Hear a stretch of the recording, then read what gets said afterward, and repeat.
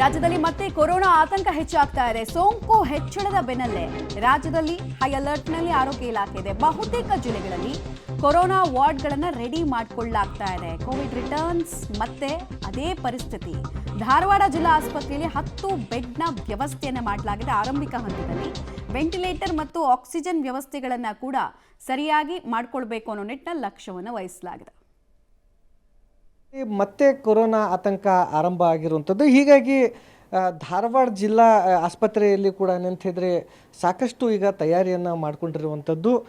ಧಾರವಾಡ ಜಿಲ್ಲಾ ಆಸ್ಪತ್ರೆಯ ಏನು ವೆಂಟಿಲೇಟರ್ ವಾರ್ಡ್ ಇದೆ, ಆ ವೆಂಟಿಲೇಟರ್ ವಾರ್ಡ್ನಲ್ಲಿ ಒಟ್ಟು 10 ಬೆಡ್ಗಳನ್ನು ಈಗ ಸದ್ಯಕ್ಕೆ ಏನಂತಿದ್ರೆ ಕೋವಿಡ್ ವಾರ್ಡ್ಗಾಗಿ ಏನಂತಿದ್ರೆ ಮೀಸಲಿಟ್ಟಿದ್ದಾರೆ. ಸದ್ಯಕ್ಕೆ ಇಲ್ಲಿ ನೋಡ್ತಾ ಇರ್ಬೋದು, ಈ ಒಂದು ವಾರ್ಡ್ ಏನಿದೆ ಆ ಸಂಪೂರ್ಣವಾಗಿ ಏನಂತಿದ್ರೆ ಕೊರೋನಾ ಏನು ರೋಗಿಗಳು ಸೋಂಕಿತರು ಇರ್ತಾರೆ ಅವ್ರಿಗಾಗಿ ಏನಂತಿದ್ರೆ ಈ ಒಂದು 10 ಬೆಡ್ಗಳನ್ನು ಮೀಸಲಿಟ್ಟಿರುವಂಥದ್ದು. ಅದರಲ್ಲಿ 5 ಬೆಡ್ಗಳು ಮಹಿಳೆಯರಿಗೆ ಮತ್ತು 5 ಬೆಡ್ಗಳು ಏನಂತಿದ್ರೆ ಪುರುಷರಿಗೆ ಮೀಸಲಾಗಿ ಇಟ್ಟಿರುವಂಥದ್ದು.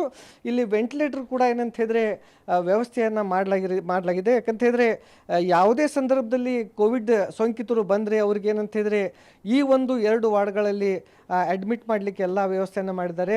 ಆಕ್ಸಿಜನ್ ವ್ಯವಸ್ಥೆ ಕೂಡ ಇದೆ. ಅಕಸ್ಮಾತಾಗಿ ಯಾರಿಗಾದರೂ ಏನು ಸೋಂಕಿತರಿಗೆ ಹೆಚ್ಚಿನ ಉಸಿರಾಟದ ತೊಂದರೆ ಆದರೆ ಅವರಿಗೆ ವೆಂಟಿಲೇಟರ್ ವ್ಯವಸ್ಥೆ ಕೂಡ ಮಾಡಿರುವಂಥದ್ದು. ಧಾರವಾಡ ಜಿಲ್ಲಾ ಆಸ್ಪತ್ರೆಯಲ್ಲಿ ಸುಮಾರು 500 ಬೆಡ್ಡಿನ ಆಸ್ಪತ್ರೆ ಇದ್ದರೂ ಕೂಡ ಏನಂತಿದ್ರೆ ಇಲ್ಲಿ ಸುಮಾರು ಸದ್ಯಕ್ಕೆ 10 ಬೆಡ್ಗಳನ್ನು ಈಗ ತಯಾರಿ ಮಾಡಿದ್ದಾರೆ. ಇದರ ಜೊತೆಗೆ ಮಹಿಳೆಯರಿಗೆ ಪ್ರತ್ಯೇಕವಾಗಿ ಮತ್ತು ಪುರುಷರಿಗೆ ಪ್ರತ್ಯೇಕವಾಗಿ ಏನಂತಿದ್ರೆ ಈ ಬೆಡ್ಗಳನ್ನು ವ್ಯವಸ್ಥೆ ಮಾಡಿರುವಂಥದ್ದು. ಈ ಕಡೆ ಈಗ ಇದು ಪುರುಷರ ವಾರ್ಡ್ ಆದರೆ ಇದು ಮಹಿಳಾ ಏನಂತಿದ್ರೆ ವಾರ್ಡ್ ಕೂಡ ಏನಂತಿದ್ರೆ ಇಲ್ಲಿ ನೋಡ್ತಾ ಇರ್ಬೋದು.